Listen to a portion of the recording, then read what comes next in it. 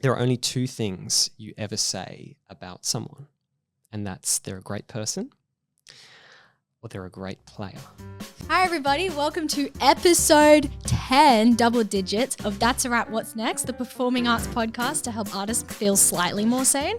Today I have a very exciting guest, Kailesh Reitmans, and Kailesh is composer. Is that your main title? That's right. Do you have any other slashes? We always get the slashes going on here. Yeah, we can get the slashes going, but it's just like, you know, when you have you go to Service New South Wales or something, they ask you what your occupation is, and you're just like musician. Musician. Yeah. That's like if someone who isn't a creative person or whatever, and they don't want to hear like your wanky slashes and all your titles. Yeah.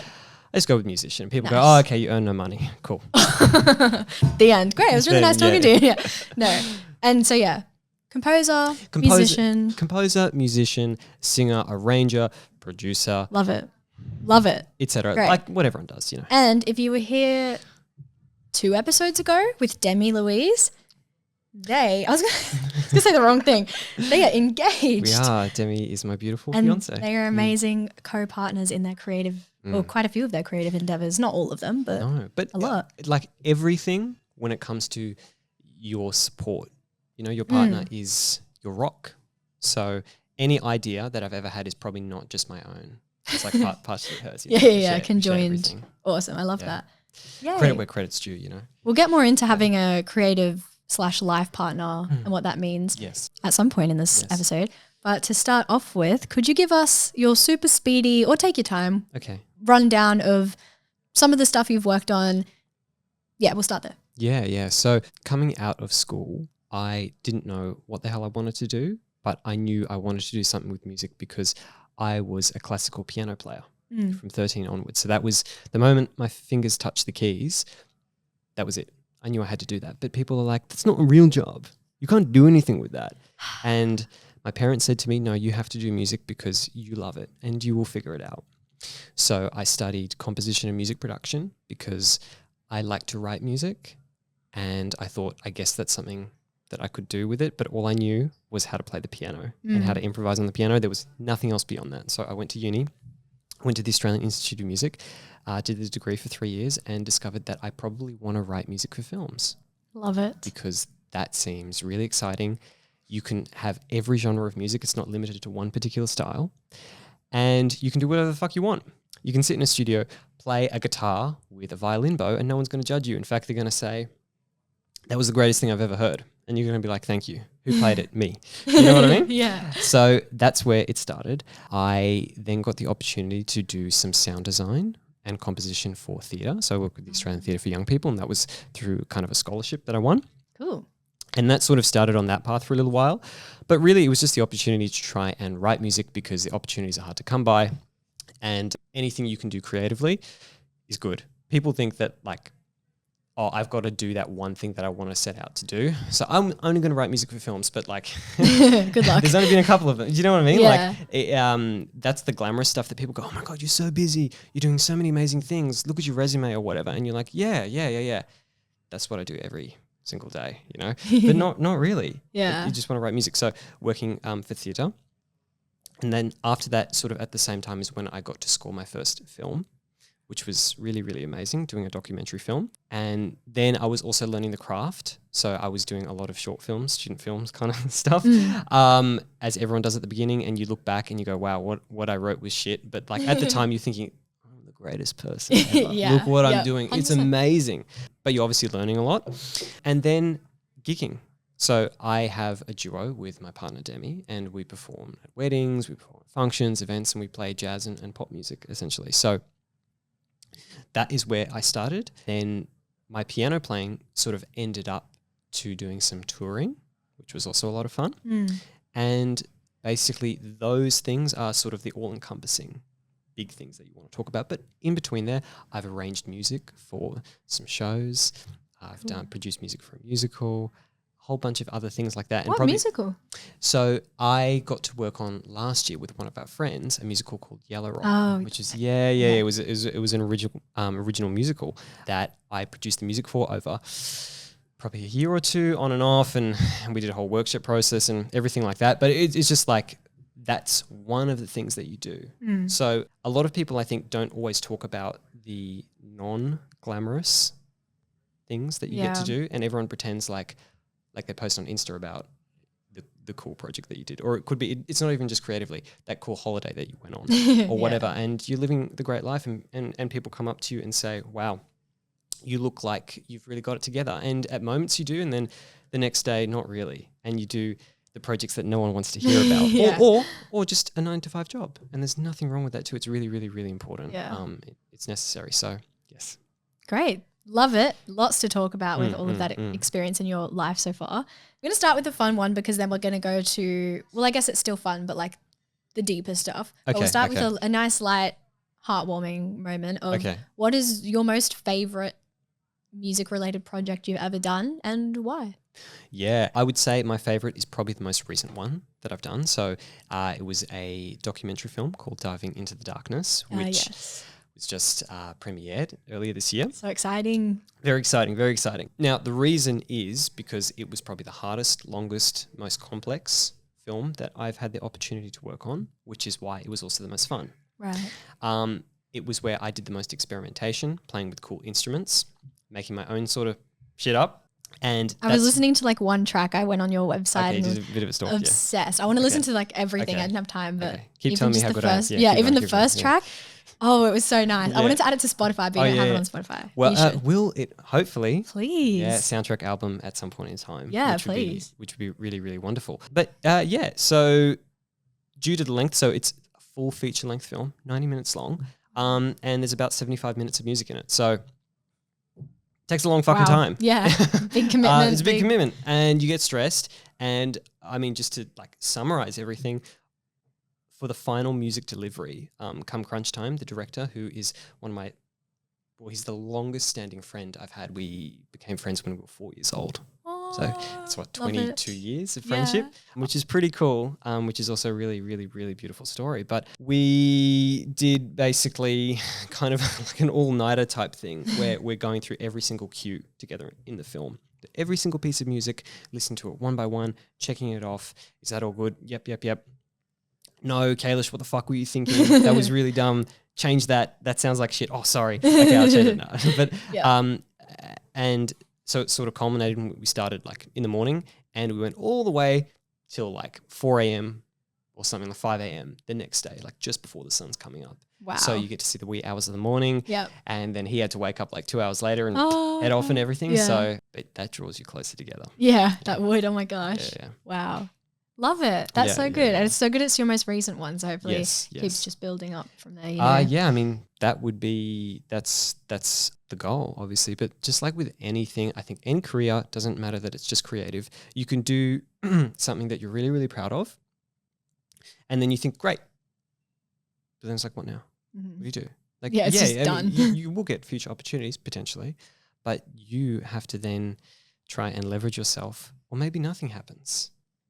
You don't know. So that leads into a further discussion about the notion of why you choose to do something. And there can be many reasons. Financially, obviously, career opportunities, the dreaded exposure. Like, what does that actually mean? Yeah. But there are so many different things that you could get out of a project. But I like to think when you do something, it has to satisfy 2 of 3 things. I've heard this before. Yeah. Okay, It's the time, energy. No. Energy. Go. You go. No, okay. I don't want to butcher it too, because like everyone's probably got like a variation. thing. Yeah. But in my head, at least, there's money, obviously, because we need it to survive in this world. We have the opportunity, so that could be some sort of skill that you want to improve on. It could be that you get to use something that you've never had the opportunity to use before. It could be that it's a great credit for you going forward. You can apply this to anything, not just creatively. It could be someone doing an internship, fill in the gaps. And then there's, I think with the opportunity sort of comes the people that you might meet too. Yeah. So people go, I'm going to work with this because I think that person's really, really great and I want to get in front of them. That's all like wrapped up in one. And then the other is the personal satisfaction that you get out of it. So is that something that you actually enjoy?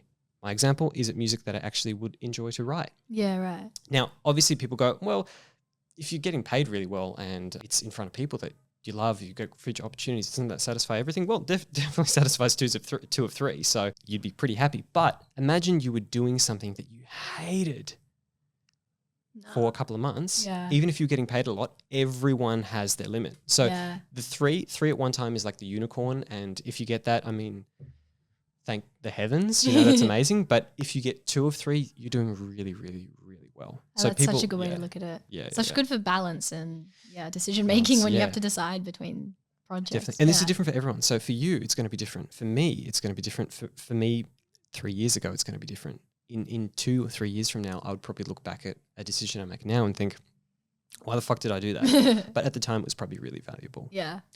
Even if been a difficult experience and you have some regretful experiences, you can still learn a lot personally. So what I like to think is no opportunity is wasted. You just have to learn from it. I'm the same. I think, I try not to go with regrets. Like if there's something I feel like I'm going to regret, I'm like, what can I learn from it? That's right. That's right. It's my biggest fear probably is like being 80 years old and regretting half of my life decisions. Yeah, so let's not do that. No. Let's not do that. So regret's an interesting thing. You think, I wish I hadn't done that. That's what people think of regret as. That was shit. They were shit to me. I had a terrible time. I didn't learn anything. That's the first thing that people think of. I wish I hadn't done that. But you never know when you start an experience what it's going to be like. And you think it's going to be great. And even if it doesn't work out to be great, that's okay because you know what to look for so you avoid it next time. So you have learned something. Yeah. Now, I would say proper regret is doing the same thing 2 or 3 times and not learning anything. Yeah. But that speaks to a different issue, I think. That's not that can have its own learning experience about you as a person. Maybe you have to know how to learn. You know what I mean? Yeah, so there's always something that you can take out of it. But so the idea of regret, I think also it puts a lot of onus on us as a person to think, I have to make a right decision. You can kind of get decision paralysis. So you think, I got to make the right decision so I don't regret it, so it works out better. What if I made another decision, right? If I took opportunity A, maybe opportunity B was going to be better. Oh, what about opportunity C? And you get decision paralysis. That was me yesterday. Oh yeah, how's that? I've been offered to do the assistant stage managing. Amazing. I was like, do I do it or do I just keep my normal life routine and what's going to be better for my stress levels and what's going to be blah, blah, blah. Yeah. Ended up deciding to do it. So that's good. I think, amazing. I don't know. I think because life, like I'm still very young and you want to just experiment as much as you can. Of course. While you have the chance. So of course you do, just do random experiences like that. There's nothing wrong with it. And the thing is, you will never know what path B actually was. Yeah. There's no way of ever proving it. You can't go step into the alternate reality and test it out. Right into the deep stuff. That's so true. You can't go back. So why think about it if you never know what it would be? Is what I would say. Get that one into your skull. That's great. Good. Start with regret. Why not? So you studied at AIM, you said? That's right. And I've never obviously studied music, and I'm sure a lot of our listeners haven't as well. Yeah. Great if you have. Yeah. But just from that perspective, what was that experience like for you? Good and bad, highs and lows? Well, the funny thing, I think probably with any sort of creative field, and probably most uni degrees, is you can coast through if you want to, or you can get as much out of it as you want to. So you can get your degree and you go, hey, look at me with my shiny piece of paper. And everyone goes, amazing. No one gives a shit. No one's ever asked me for my degree. No one ever asked you for your ATAR, what you got for your degree, what you got in that exam. No one gives a shit. Yeah. So putting that aside, why do you do it? And people think to learn the skills. Yeah, I obviously learned skills, but I probably learned more off YouTube, teaching myself specific skills. The experience from the peers and the teachers you're around is the invaluable part that you will never find anywhere else, except from someone who's done the thing that you really want to do, and they've done it for 20 or 30 years ago. Yeah, I love that. And so you get the nuggets of advice that only come from having done that thing that you can't read up about. And it's different when someone tells you in person too. So my obviously number one thing that I got out of my uni degree was probably meeting Demi. But personal relationships aside, one lesson really stuck with me from an arranging class that I did at AIM. And our teacher, he was a jazz trombonist, and he played in New York in the 80s and 90s, and he was a great jazz player. And a lot of the classes weren't actually telling us about arranging, it was just his stories, which again was so much more invaluable because you can read a fucking book anytime. Yeah. You can learn about chord voicings or whatever you want to learn about, but how the life experience and what those skills, how you actually implement them in the real world, that's priceless. So I remember Yeah. one lesson he told us was there are only two things you ever say about someone, and that's they're a great person or they're a great player. So let's say we were doing a gig and I was playing on the keys, and in your head you're thinking, fuck, Kailesh cannot play for shit. What the hell is he doing? And someone goes, hey, Jasmine, what did you think about Kailesh? And you go, Oh, he's I a great see. guy. He's a great guy. You know, we've really got on. And they go, oh, that's amazing. That's amazing. Conversely, we're playing gig, great player, but I'm an absolute asshole. And you go, fucking, what is his, Yeah. like, what's his problem? Yeah. And someone goes, okay, Jasmine, well, what do you think of Kailesh? He can play those keys really, really well. He's a great player. Wow. Yeah. Keeping the- that makes so much The sense. public persona, there's nothing that you get out of saying to other people that someone is bitching about someone, gossiping, particularly when it can be even in situations where people have been an arsehole to you or they have wronged you, and everyone's experienced this at their job, from their parents, from their teachers, whoever. You get wronged by people who have a position of authority or people who you look up to. That's really, really normal. But how do you respond to that? You might feel good in the moment to say, oh, yeah, he was an asshole and he can't play for shit. And the person you're with might laugh, but eventually the word goes around and the spider web works. It's a really small world.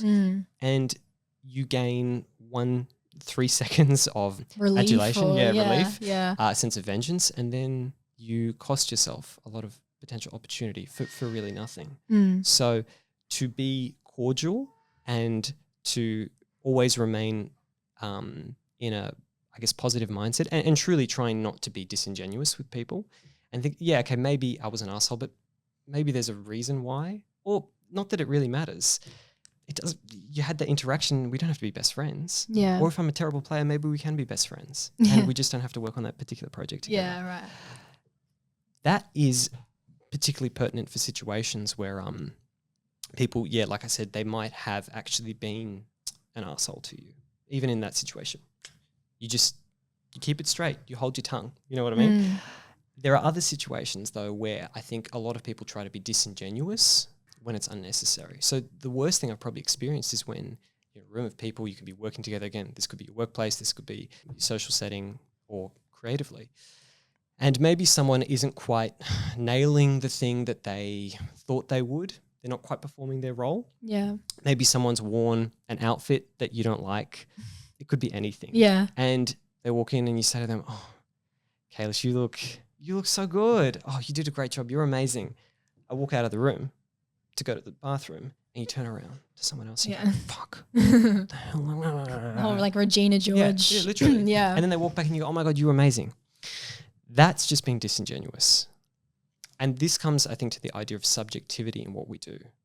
There is objectivity, but a lot of subjectivity is I don't like this thing because I don't like it. Or maybe someone has done something differently from the way that I would do it. And that's okay. But you don't want to lick someone's ass and then flame them. Because as the neutral sitting in that situation, observing this situation, you're not a part of it. You're just observing. You go, oh, personally, that really hits me because I don't like that. Because I think, well, how would I feel if I knew someone said that about me? Yeah. Why would I want to say that about someone else? And at the same time, in this situation, you're seeing the person who has licked someone's ass and then flamed them. You go, hang on, they've said those really nice things to me before. Yeah. So what the fuck have they said about me? And suddenly you haven't had a negative interaction with this person, but you have suddenly seen them. Right. They haven't shown you who they are directly. They haven't said something poor to you, but they have shown you inadvertently.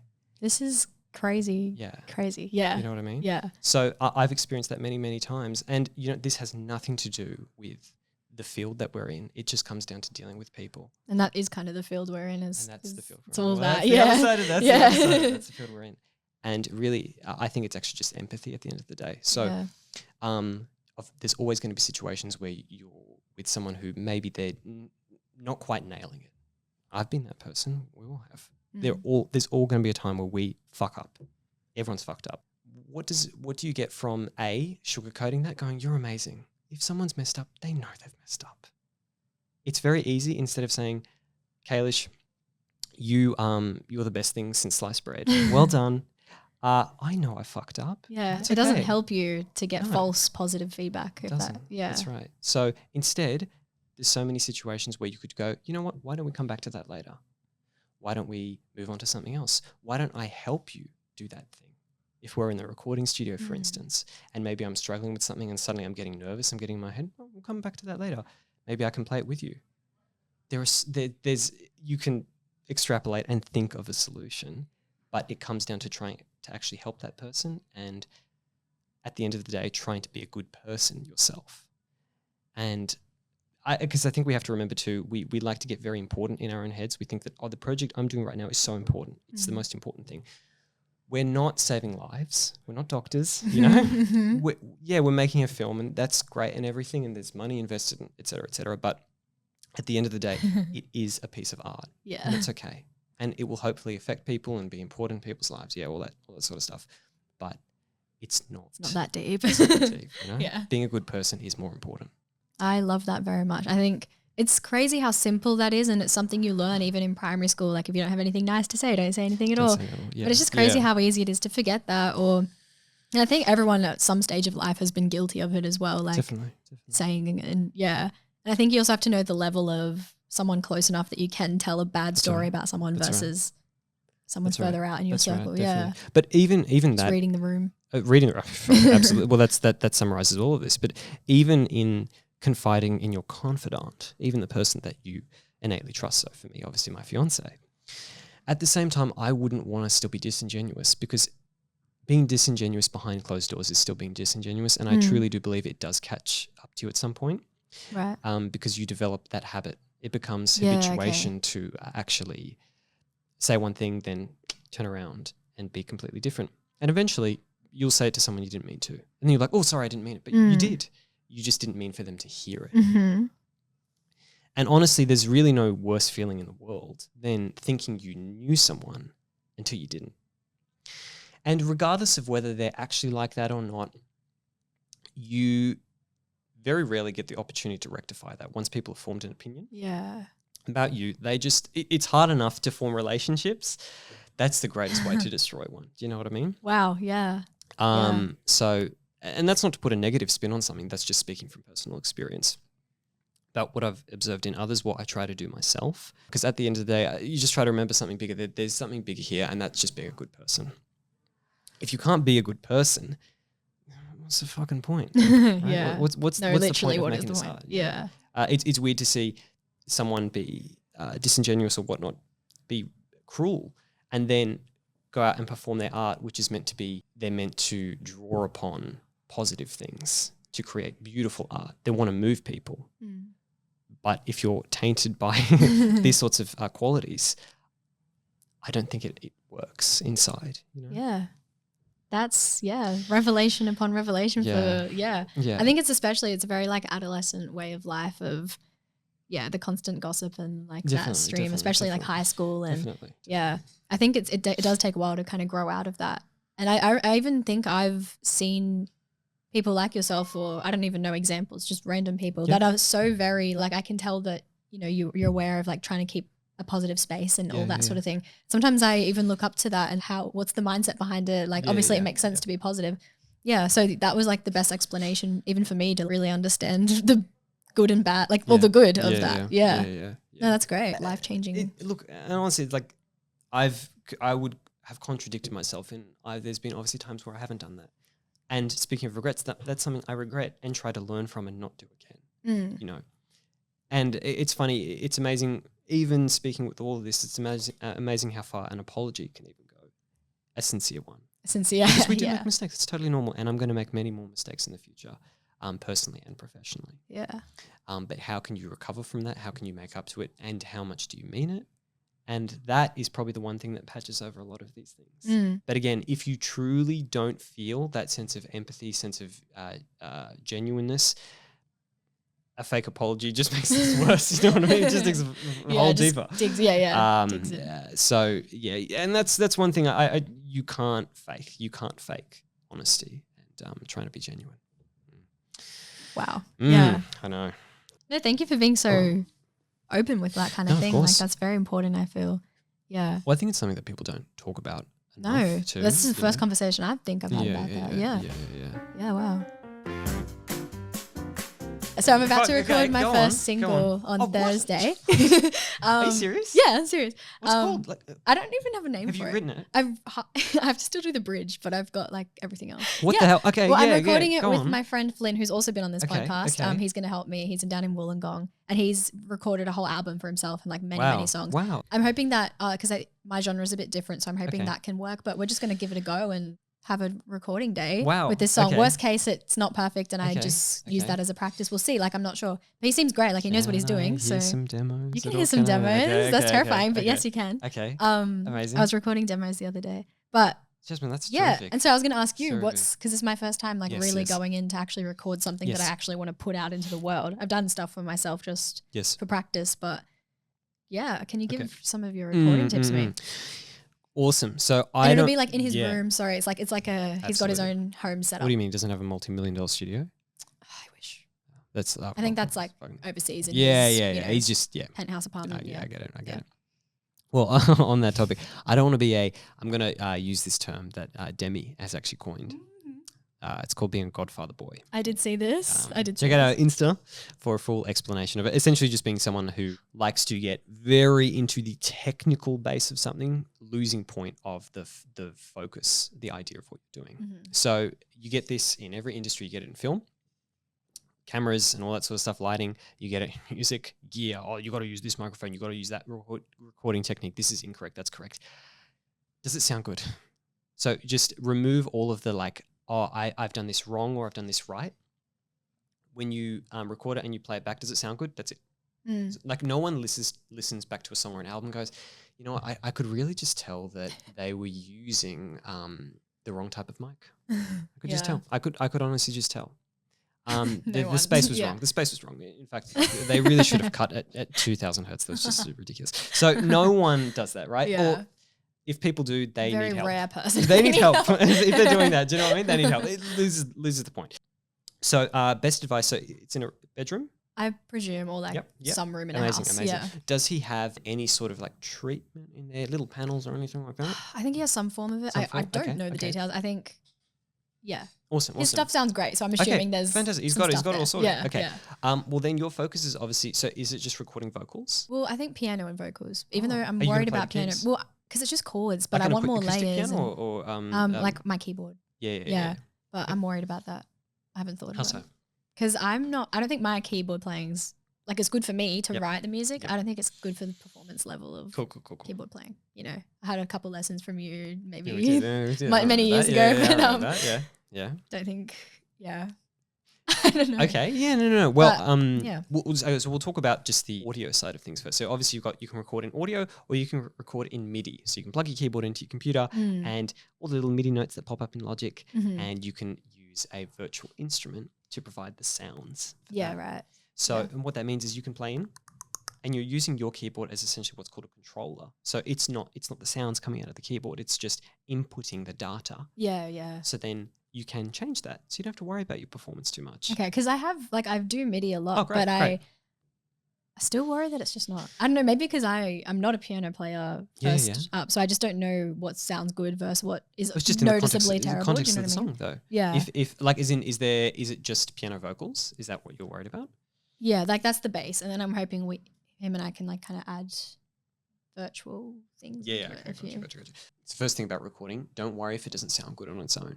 That's probably the first step because it's all about context. So if he's done a full album, he's probably got a great idea of the overall vision. So when I'm creating a piece of music, I know that maybe one particular element in it might not sound that good, but I know what it's going to sound like at the end. Yeah. You just have a general idea. It's almost like looking at a painting and drawing the squiggly lines at first. You see those videos on Instagram where like people draw these squiggly lines. You're like, what the fuck are they doing? And then they turn around, it's a masterpiece. Yeah. So try not to be too attached to that at first. Okay. Particularly with MIDI, it's okay. You can just change it.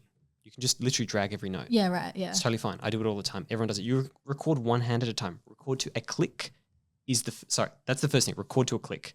Set up the tempo of the song that you need to have. Set up the time signature and record to a click track. What's a click track? So you know when we played earlier in GarageBand and it was going Oh, yes. the metronome. Okay, the metronome right. essentially. So you put the metronome metronome on and you make sure the session is set up to whatever tempo you want the song to be. Because that means that you can, one, everything's going to be in time. That means that when you play all the MIDI notes and they're a little bit off, you can just drag them, quantizing, you can bring them closer to the actual grid. It's where all the notes are, so it can be in time. Yeah, cool. Also, it'll mean that if you want to record in little sections, you can punch in at any point of the song and it's all going to fit together like a beautiful puzzle. Everything I do is to a click. Even when it sounds really expressive, there's still a click track. You can automate, so you can draw in the tempo increases and decreases if you want to. So if your song like speeds up and slows down. Oh, I have seen that. Yeah. So even when you get to like, oh, there's an expressive section, it's still to a click track. Because the thing about production is you just got to think, what if I want to change it later? Right. If it works right now, that's okay. But then what if you come back a week later and you're like, the fuck did I do? Oh God, what the fuck did I do? Yeah. Oh my God. And you would give anything to go back in time and undo. Okay, yeah. So the first thing is record to a click track, name all your tracks before you start recording because the audio files will save with those names too. So if it's Jasmine, lead vocal, verse 1. Yeah, right. Do that. So then later when you come back and maybe you playing around, you accidentally press delete and you go, oh fuck, where was it? And it's saved on the computer in the audio file of the session. But then you go, oh, there are 100 audio files here. Which one is it? It's Jasmine verse 1. So name everything properly. Set up the session first. So put all the tracks that you want in order, color code them, put little markers up the top. So you go, this is the verse, it's 16 bars. This is the chorus, it's whatever. And have the click track all set out. So you almost have like a roadmap before you start. Cute, cool. Yeah. So a roadmap is super, super important. And that means that maybe today you're not quite sure about the verse. Maybe the instrument parts are really important and you just don't know what you want to do with the vocals yet, but you can record the chorus. If you haven't set up that roadmap and you just record the chorus in a random spot, trying to drag it later. That's happened to me. Yeah. It's really messy. Plus you always think that it's going to be fine. It's never fine because you come back later and you're like, oh my God, there's all these tracks here and I don't know what I meant to do with them. So organize. That's what we call it. That's what our branch is called workflow essentially. So you are just putting everything in order so you can work without any inhibitions about what is going on the computer. That's awesome. So that's honestly the first most important thing and it'll take a bit of time too. So talking about audio, making sure that you don't press go. You don't start recording until you are totally comfortable, until you know what you're going to sing too. You've got the pitch. Everything is all in order because it's amazing what these microphones do. It's like they get inside you and they just reveal every little detail about everything you've ever done. And you go, well, I sound like shit. And then you get in your head and then you know what I mean? Yeah. So obviously setting up the microphone, making sure the gain is really, really good. You've got your pop filter in place. You've got the headphones on, the volume's all good, everything like that. Okay. And then record in really small sections. People are like, it's not a real song unless you do it all at once. And if you record the verse and the chorus separately and you record it bar by bar, you're just, you're an imposter. That's so not true. It's literally every piece of music is made like that now. So take use of production elements and record things in small sections where you're confident.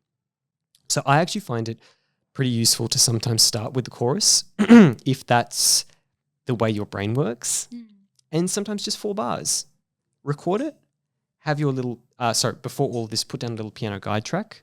First, so you actually know what you're going to sing to, so the chord changes there. Sometimes you might not know that a bit of a melody will or won't work. Yeah. And then sing to it, have your click track on, start singing, listen back. What does it sound like?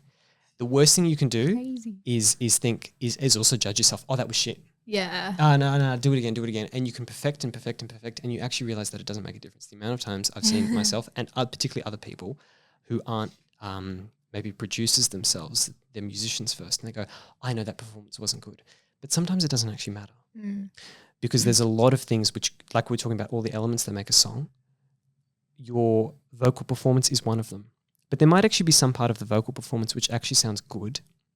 You're just in your own head about it. Yeah. I've learned that with self-tapes for acting. Yes, I remember Pip Edwards told us, you probably do 40, but do 3 because it's usually one of the first 3 that you end up using. Totally right. So true. Let go of your own ego too much. And you know what? It doesn't matter if in the repeat of the verse, when you do, the the fourth repeat of the verse and you're in the second section of the fourth repeat of the verse, 2 minutes and 45 seconds into the song, and you just said, you know what? I should really change that vowel shape ever so slightly, and I think I need to put a slightly different inflection just on that one note that lasts for 0.7 of a second. That shit doesn't matter. You're not even going to notice it if you're not listening out for it. So what will happen is you'll record yourself, and then with the most forensic ears, you'll try to listen and go, yep, see, no, I knew it. I knew it wasn't good. No, I'm going to be a failure. It doesn't matter. Get as much down as you can first. Come back to it later, because we also have oral fatigue. Right. When you listen to something, really, you should only really listen for like that. half an hour, and then you start hearing shit that's not there. And it's like me editing this podcast. Oh, yeah, usually. I get that, yeah. Yeah, you start hearing things that are not there. It's the same with your eyes. When you're looking at a screen for too long, you start seeing colors differently. Wow. Yeah, and then have you ever come back to something the next day and you go, what the fuck was I thinking? Yeah. That's exactly what 100%. it is. So yeah, so many times. you can only really concentrate for like half an hour to an hour max, and then you've got to take a break. Makes sense. Yeah, so make sure you do that. And also, if you have an idea, just lay it down. Just lay it down. Don't delete anything. Oh my God, the amount of times people delete stuff. Never delete anything. It'll be stored in the folder. Audio does not take up that much room on a hard drive. Don't delete anything. Whatever you do, please don't delete anything. And don't worry about pitch too. Sometimes people kind of go, oh, I've got to get the pitch right. The character of your performance vocally is more important. You can change pitch. You can't. There's no auto-tune character. Yeah, right. So if you have the tone and the quality and the energy that you want, and maybe one of the notes is a little sharp, flat, whatever, change it and it'll sound great and you'll feel better, and then you'll move on. It'll save you time. You don't have to be this perfect artist, whatever. Like, people have been using production tricks ever since technology came out. Fucking the 1700s or whatever, they were doing their own shit back then to try and make things as efficient as possible. So there's an axis of performance, efficiency. You've got to meet it somewhere in the middle. You don't want to try and be a perfectionist and then not get anything done. Yeah. We all know people who have been working on a project for 18 months and they swear it's going to come out. They swear, they're like, I'm going to drop it. I'm going to drop it. And you know what? It probably version 27 sounded the same as version 3. Yeah. Just don't worry about it. Yeah. You know? Yeah. Stick with that. Stick with that. And only take a little bit. Yeah. You record small sections at a time. And then you might find that you have to come back to something that you recorded and redo it. That's totally fine. But if you spent 3 hours on one section, you have to redo it. You're going to feel pretty shit about it, you know? Yeah. If you spend 15 minutes, it's not so much of a time investment. Yeah. That's all really great. Yeah. Cool. Thank you so much. That already makes me feel a lot better about doing it. Yeah. Cool. Thank you. I'm excited. Yeah, you should be. You should. I want to hear it. Yeah. I'll have to show you. You have to show everyone. Yeah. Hopefully, yeah. Cool. So we've all had writer's block. Yep. But it's even worse, I think, when you've got a deadline for someone else that you're working for. Yeah. So that means you can't just kind of sit back and take a break and you know, you've got to get it done. So what do you do in those situations? Yeah, well, I think the best way to think about it is to kind of reframe. So I think a lot of writer's block actually comes from, again, your own like ego point of, I'm creating something that's being sent to me. If the idea isn't flowing through and I'm not in a Zen state and I haven't got the right candle on and it's not 3:45 in the afternoon, then I can't get into this zone. You know? Reframe. You're working and you are going to set yourself this time to work just like any other job.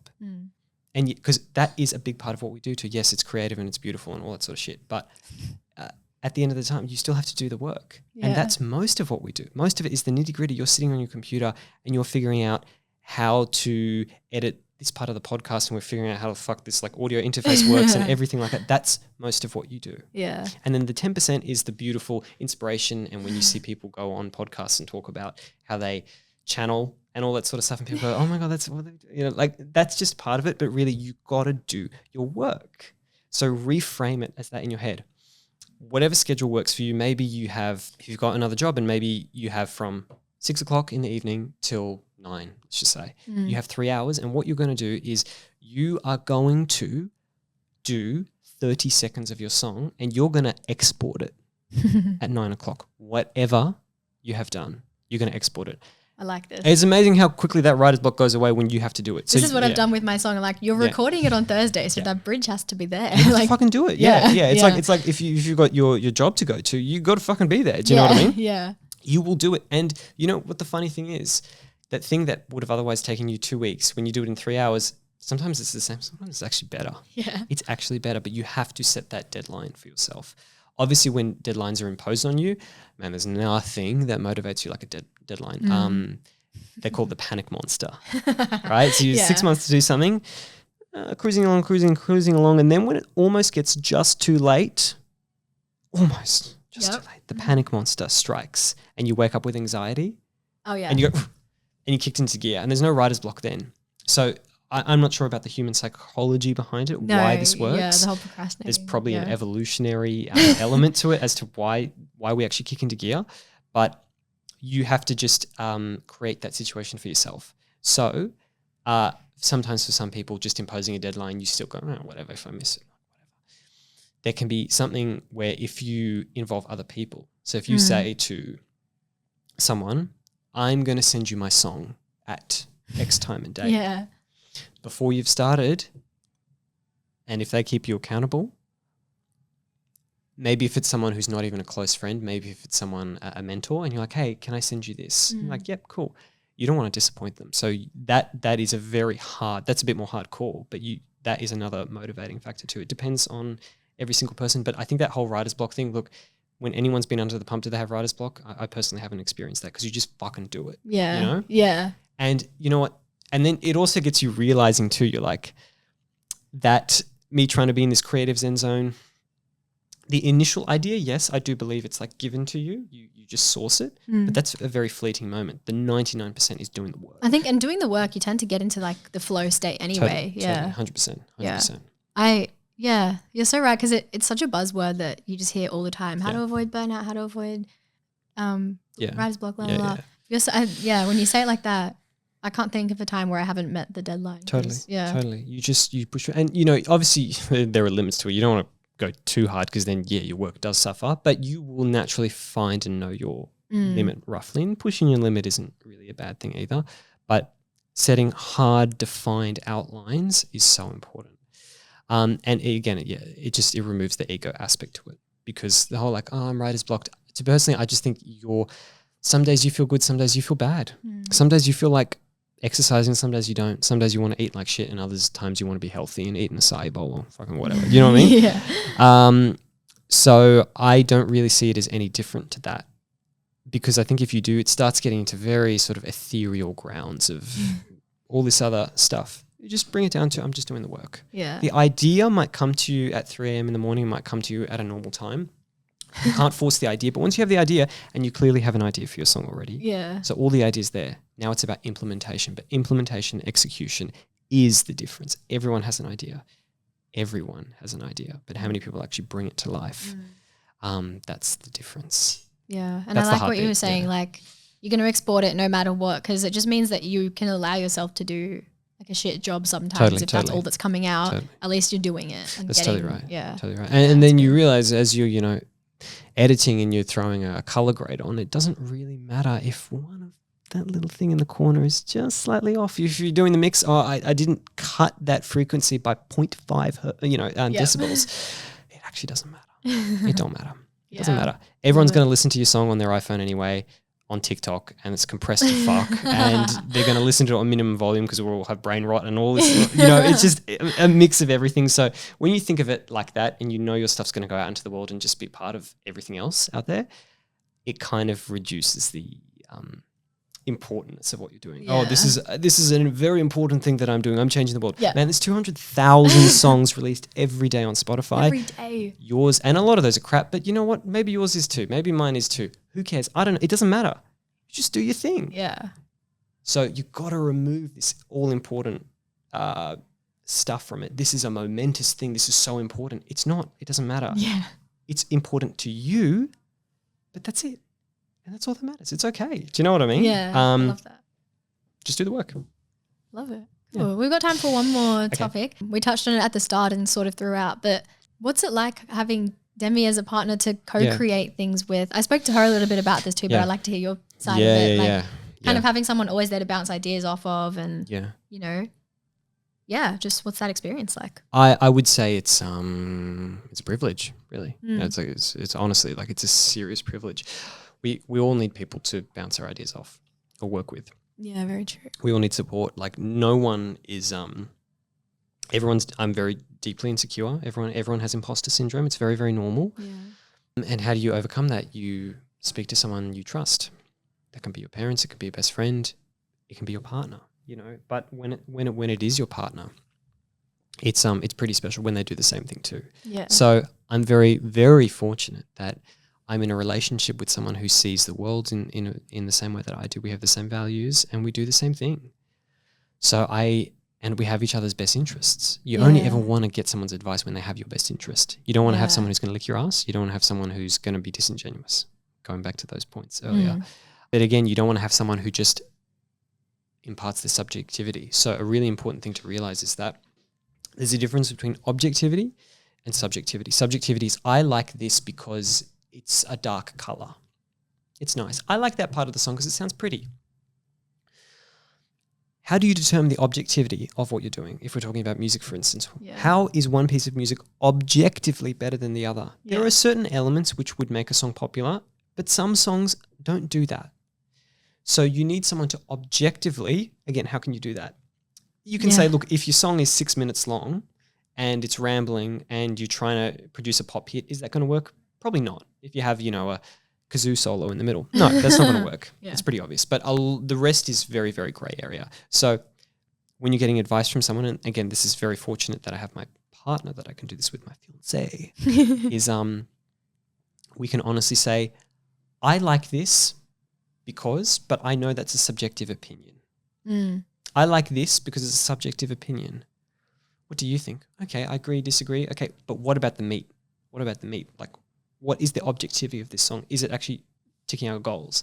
And so someone has to know your goals. The point of me releasing a song is we want to, one, do a project for ourselves. So that is kind of self-fulfilling. But also I want the world to know. I want to be able to, almost as a portfolio piece, be able to say to other people, this is a reflection of my identity. I can write a beautiful pop song. Right? Yeah. That's essentially the goals. The other thing is, it'd be great to be able to release something and maybe get some traction on social media and get some streams for that legitimacy too. Yeah. That's the goal. That's it. Is what we're producing targeting that goal? Now, your goal might be completely different. Or it's the same. Similar-ish, yeah. Similar-ish, right? Less defined, I think. I'm kind of just doing it. I think, I need to... That's a bit, only you can figure it out. Like, I can't say to you, Jasmine, do this and this and this because that's the right thing to do. It might not be the right thing to do. You don't know. So, but because of that, because a lot of those things are a bit more, it's trying to support and define and legitimize who I am as an artist, that removes some of the importance away from it. It doesn't matter if I make this change, that change, all these small details. Yeah. That's not the point. The point is to try and get something out into the world. It's better to create something than to be immobilized by your own thought process. You know, you don't 100%. Want that. Yeah. So, but like I said, so you just have to speak to someone who can speak in objective terms and can analyze when they are saying something that is reflecting subjectivity and a subjective value. So someone might go, oh, no, I'm not doing that. This part is better. We're not meant to do that. Why? Yeah. Does it actually make a difference? No. Does that one melodic change actually make a difference? No. Yeah. And that's hard to find. Sometimes people don't actually have someone that they can talk to like that. And that's okay. Find them eventually if you're looking hard. Yeah. So having that in your partner is just a really, really big privilege, basically. That's great. Yeah. That's really good. Well, I think that's it, unless you've got any last words before. No. Well, Demi and I are going to be dropping a single in August next month. So, oh, wait, that's so soon. Yep. Thanks for letting us know. Kailesh's info will be in the bio, so make sure you stalk him on all social media platforms. Yeah, do a good stalk. But yeah, thanks so much for coming. Thanks, Jasmine. I was not expecting, not that I didn't expect this from you, but I wasn't expecting to have this much depth, I know. So I love it. Kailesh, it's great. I was expecting you to be kind of stupid. Jesus. Yeah, I was betting on this to be chill. No. Yeah, so thank you so much for taking me on that philosophical roller coaster. Thank you for having me. Got 20 life lessons out of that, so it's great. Oh, amazing. Okay, thanks everyone. Don't forget to subscribe or review or whatever you want to do. Follow us. Like and subscribe. Like and subscribe. And yeah, see you in episode 11. Thanks if you've made it to the double digits.